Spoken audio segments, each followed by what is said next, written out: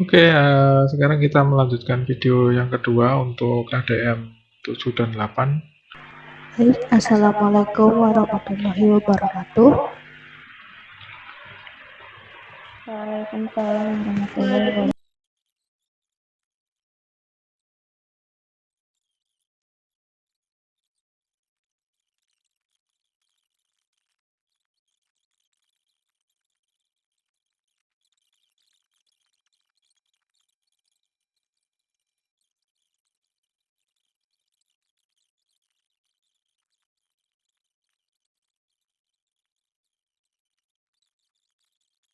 Memiliki ukuran minimal.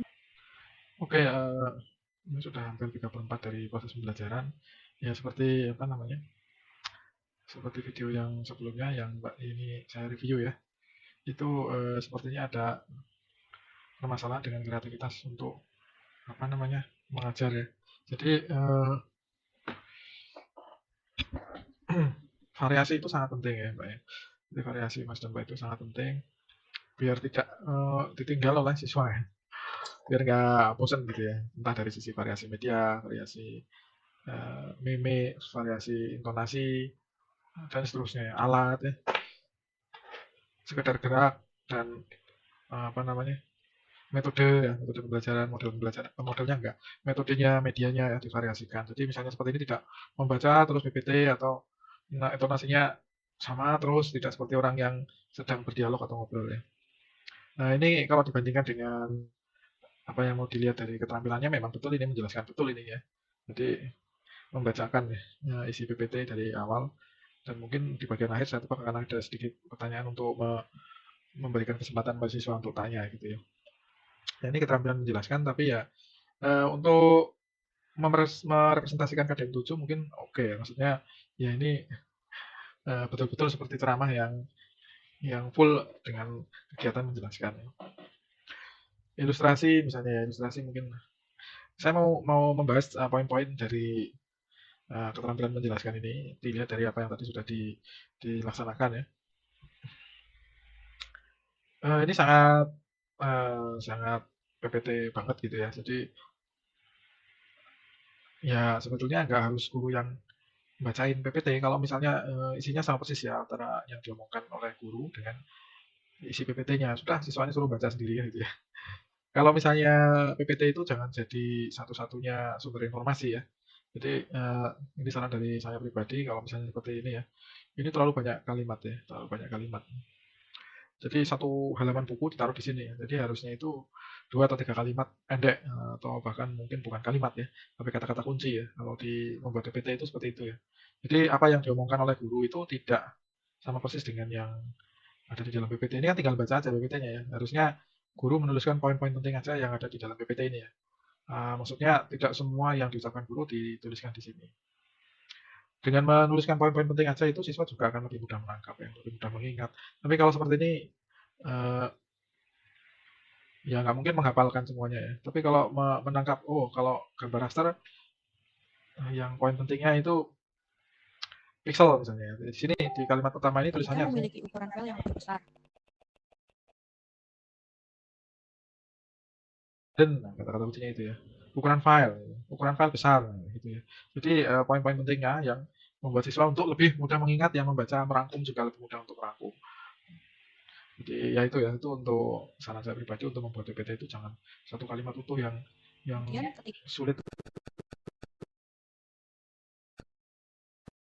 langsung tahu oh ada 5 poin ya dari raster pertama pixel berbasis pixel terus resolusi independen ukuran file besar ya gambar pecah gitu ya tidak bisa diperbesar misalnya kan mudah diingat ya terus contoh raster ya itu sedikit saran dari saya untuk mempermudah kita untuk menjelaskan ke siswa ya sampai sini itu dari awal sampai akhir boleh dibilang metode pembelajarannya nggak berubah-ubah ya menjelaskan terus tidak ada variasi untuk tanya jawab mengambil feedback dari siswa ya apakah siswanya masih ada atau udah hilang semua ya jadi mengorganisasikan juga ya ini seperti datar gitu ya belum tahu poin-poin pentingnya apa ya ya kalaupun yang menggunakan PPT mungkin lebih baik ditulis dulu kerangka awalnya kita akan menjelaskan jenis-jenis gambar jenis-jenis atau ekstensi dari file sebuah gambar ya.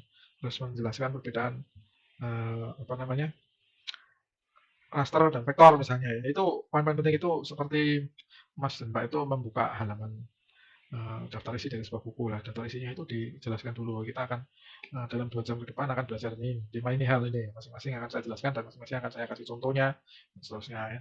Nanti setelah mulai jalan menjelaskan pada saat subbabnya itu kita masuk ke subbab ini, ya, saya jelaskan tentang ini, ya, itu mengorganisasi materi ya.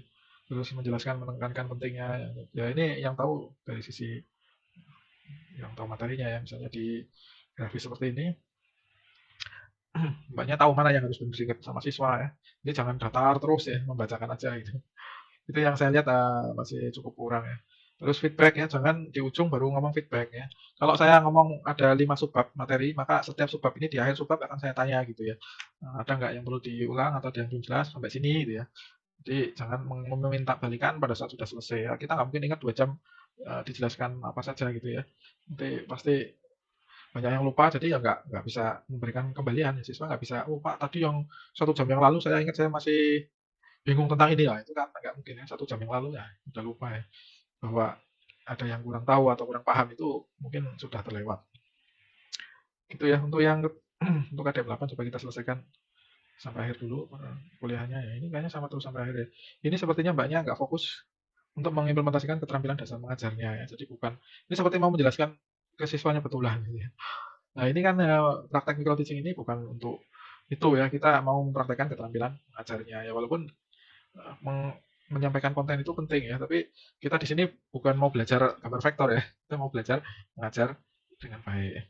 Oke, saya lanjutkan. Jelaskan kesimpulan dari itu Ibu Adobe Illustrator. Baik, apakah ada pertanyaan? Nah, ini kan ya. Pertanyaan baru muncul di akhir. Kalau 2 jam ngomongnya baru ditanyain ada yang nggak paham lah. Itu Ibu mau bertanya ya kepada kalian. Jelaskan kesimpulan dari perbedaan vektor dan raster. Satu lagi, tolong kalau bisa diperlihatkan wajahnya ya, karena untuk proses micro teaching ini ekspresi, mimik dan lain-lain itu juga perlu ditunjukkan ya. Jadi kalau bisa di split gambarnya dikasih potongan wajah yang nggak harus besar tapi jangan kecil banget gitu ya. Yang paling penting ya, wajah kita sebagai guru ya. Jadi biar tahu apakah kita sudah cukup untuk memberikan sikap, ekspresi, tanggapan yang baik ya terhadap pertanyaan ya. Itu perlu ya. Jadi jangan cuma tulisan tok seperti ini ya kita cuma dengar suaranya ya. Suaranya apalagi datar gitu ya, kurang semangat dan nggak kelihatan seperti antusias ya dalam proses belajar mengajar. Nah, itu perlu ditunjukkan di sini ya. Kalau bisa nanti di ujian micro teaching ya wajib ada wajahnya dan kalau bisa ada siswanya yang tertampil juga gitu. Siswanya itu biar untuk mengetahui apakah siswanya ada yang perlu diperhatikan, perlu ditanya, perlu ditegur atau mungkin uh, untuk seolah-olah kita ingin menangkap gimana situasi kelas gitu. Kalau misalnya siswanya juga nggak kelihatan ada ya itu juga akan sulit untuk menilai apakah guru ini bisa menguasai kelas, apakah guru itu bisa mengelola kelas, apakah guru bisa menangkap bagaimana kondisi siswa gitu ya. Oke, saya lanjutkan. Apakah ada yang bisa menjawab? Menurut saya, gambar vektor itu lebih cocok digunakan untuk mendesain logo maupun untuk kebutuhan desain yang berfokus pada kesederhanaan bentuk. Sedangkan untuk penerapan gambar raster adalah cocok untuk desain dengan kebutuhan warna dan juga bentuk yang beragam. Seperti itu. Ya, bagus sekali Mbak Sela. Terima kasih sudah memberikan pendapatnya. Jadi yang disebutkan Mbak Sela tadi, semoga bermanfaatnya karena aku sekian. Wassalamualaikum. Nggak fokus untuk menerapkan keterampilan mengajarnya ya, tapi seperti ya menyampaikan PPT. Coba Mbak dan teman-teman semuanya ya, coba perhatikan kita itu mencoba menunjukkan keterampilan mengajar kita di hal-hal yang berbeda. 8 keterampilan dasar lah ini yang masing-masing kita pengen tunjukkan. Nah, yang paling penting itu ya misalnya kita di keterampilan menjelaskan, oke kita fokus di sini, ini yang ditunjukkan di dalam video keterampilan kita. Kalau keterampilan untuk mengajar kelompok kecil dan perorangan ya berarti ini kita tunjukkan ya, poin-poin ini apa bisa yang dicapai. Misalnya untuk mengajar kelompok kecil dan perorangan, berarti kemungkinan ini perlu ada kelompok ya. Kalau misalnya nggak membuat kelompok, ya artinya keterampilan mengajar kelompoknya nggak tertampilkan gitu ya, nggak bisa ditunjukkan ya. Nah ini dilihat poin-poinnya ya.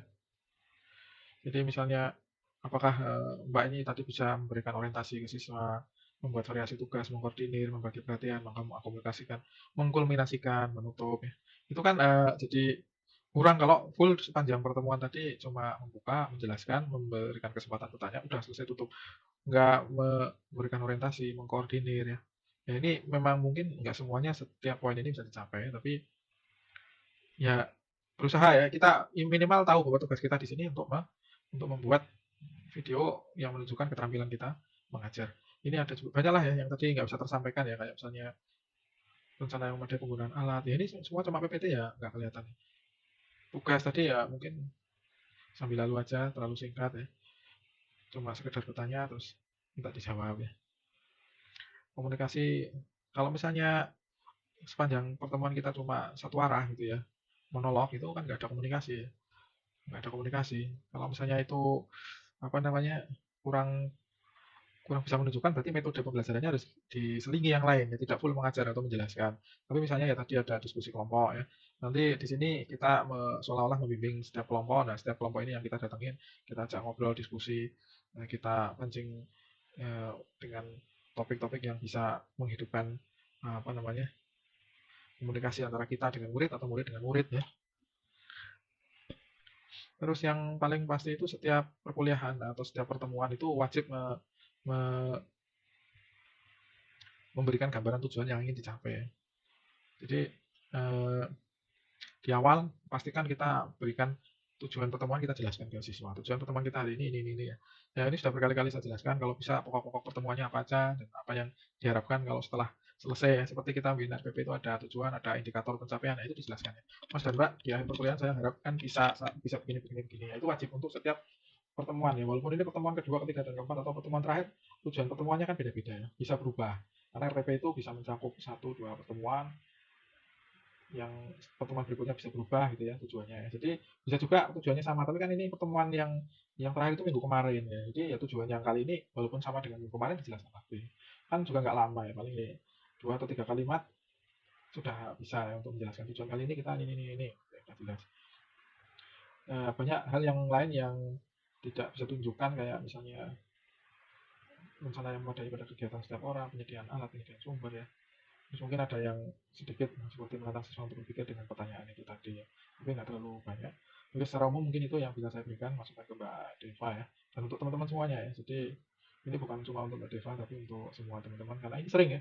Itu selalu anggap aja 60% itu seperti Mbak Deva ini sebetulnya. Jadi fokusnya seperti pengen memahamkan siswanya gitu ya. Bahwa seolah-olah ini benar-benar lagi ngajari. Padahal ini kan bukan video untuk ngajari tentang vektor ya, tapi untuk menunjukkan bahwa saya itu bisa me- mengajar dengan keterampilan dasar 7 dan 8. Oke, dan saya cukupkan. Kalau ada yang kurang saya mohon maaf ya. Saya harap bisa memberikan apa namanya pengetahuan baru buat teman-teman dan juga bisa membantu teman-teman untuk membuat atau mempraktekkan micro teaching ujian besok ini dengan baik. Saya cukupkan ya. Kalau ada yang kurang saya mohon maaf. Saya tutup. Assalamualaikum warahmatullahi wabarakatuh.